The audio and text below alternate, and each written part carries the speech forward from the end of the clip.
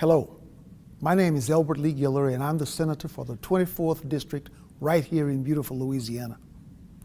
Recently I made what many are referring to as a bold decision to switch my party affiliation to the Republican Party. I wanted to take a moment to explain why I chose to become a Republican and also to explain why I don't think it was a bold decision at all. It is the right decision, not only for me, but for all my brothers and sisters in the black community. You see, in recent history, the Democrat Party has created the illusion that their agenda and their policies are what's best for black people.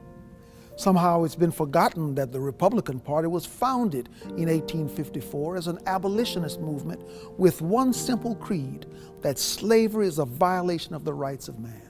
Frederick Douglass called Republicans the party of freedom and progress. And the first Republican president was Abraham Lincoln, the author of the Emancipation Proclamation.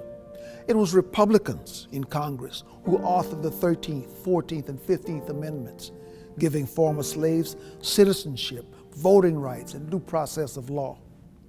The Democrats, on the other hand, were the party of Jim Crow. It was Democrats who defended the rights of slave owners. It was the Republican President Dwight Eisenhower who championed the Civil Rights Act of 1957.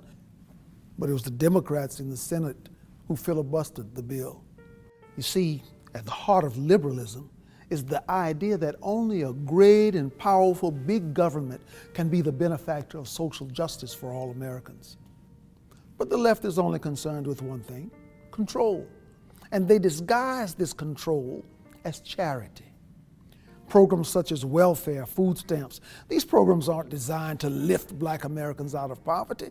They were always intended as a mechanism for politicians to control the black community. The idea that blacks, or anyone for that matter, need the government to get ahead in life is despicable.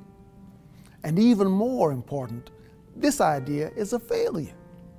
Our communities are just as poor as they have always been. Our schools continue to fail children. Our prisons are filled with young black men who should be at home, being fathers. Our self-initiative and our self-reliance have been sacrificed in exchange for allegiance to our overseers, who control us by making us dependent on them. Sometimes I wonder if the word freedom is tossed around so frequently in our society that it has become a cliche. The idea of freedom is complex and it's all-encompassing. It's the idea that the economy must remain free of government persuasion. It's the idea that the press must operate without government intrusion. And it's the idea that the emails and phone records of Americans should remain free from government search and seizure. It's the idea that parents must be the decision makers in regards to their children's education, not some government bureaucrat. But most importantly, it is the idea that the individual must be free to pursue his or her own happiness, free from government dependence and free from government control. Because to be truly free is to be reliant on no one other than the author of our destiny.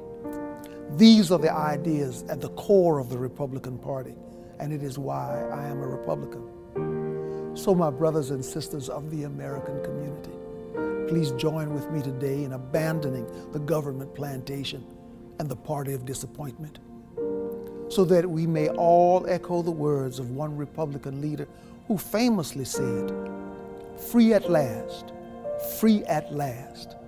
Thank God Almighty, we are free at last."